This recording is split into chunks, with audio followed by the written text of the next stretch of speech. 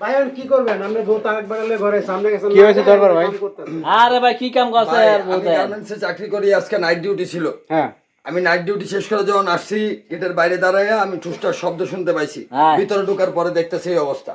আপনারা বলেন ভাই এখন এটা কি মানা যায়? টাকা মশা রাত্রে বেলা কি অবস্থা দেখেন দেখো ভাই। অবস্থা দুনিয়াটা কই গেছে। মানে এই লোক নিয়ে আসছে আপনার ওয়াইফ? হ্যাঁ ভাই, হ্যাঁ। এ লোক নিয়ে আসছে। আমি আসার পরে দেখতেছি এই যে এই আপু, তা আপনার স্বামী যে বলতে আছে যে এই মুরব্বীরা নাকি আপনি ঘরে আনছেন? ওর সাথে আমার সম্পর্ক আছে। তো এর লেগে আপনার বিয়ে হয়েছে না? আপনি এই পোলার লগে বিয়ে হয়েছে না আপনার? এই পোলাটা কষ্ট করে না, গার্মেন্টসে চাকরি করে না, আপনি এই লোকটা নিয়ে আসছেন কেন? আপনি কেমনে কাম করছে না বুড়া বেটা ঘরের ভিতরে নিয়ে আসছেন আপনি? উনি একটা বিয়ের বার আগে জানাই তো থেকে আমারে। ওর সাথে সম্পর্ক। মানে বিয়ের আগে সম্পর্ক ছিল নাকি? তো সেটা উনি একটা বার জানাই তো আমারে।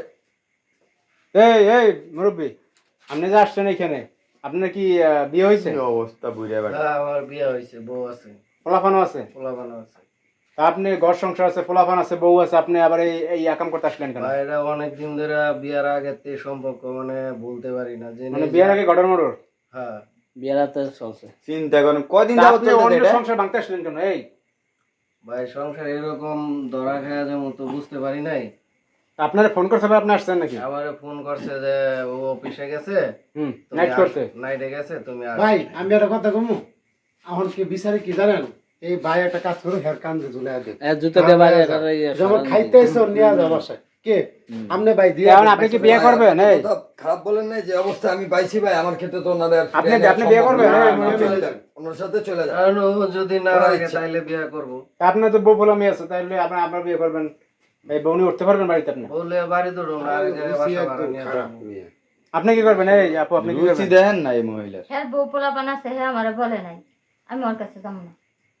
মানে আপনারে বলতো যে সে বিয়ে শাদী করে নাই? হ্যাঁ এই আপনি সাধু সেজে না বড় বুড়ো হয়ে গেছে কে বিয়ে করে নাই না, ফাইজলামি আলাপ করেন হ্যাঁ কইছে এখনো বলে আমার লাগে বিয়া করে নাই। কইছে এগুলো আমি ও, খাওয়া লাগে মানে বুঝলেন চিন্তা মানে- করেন ভাই বুড়া এই, বেটা। আমি যে আইসা এই অবস্থায় পাইলাম, এটা না, জানেন নাকি? দোষ দুজনেরই আছে। ঘটনা হচ্ছে হে বলছে যে তোমার লাগে আমি দেবদাস হয়ে আছি। হ্যাঁ হ্যাঁ হ্যাঁ, মিথ্যা কথা বলছে বিয়ে শাদী করে নাই তোমার লাগে, আর হে তো আবেগে হয়ে গেছে, ফোন দিয়ে আনছে। হ্যাঁ, আমার ফোন দেন দিয়া দিয়ে আমারে কয় আমি এখনো তোমার লাগে বিয়া করি নাই, আমি তোমার লাগে একটা বার খালি দেখা করবার চাই।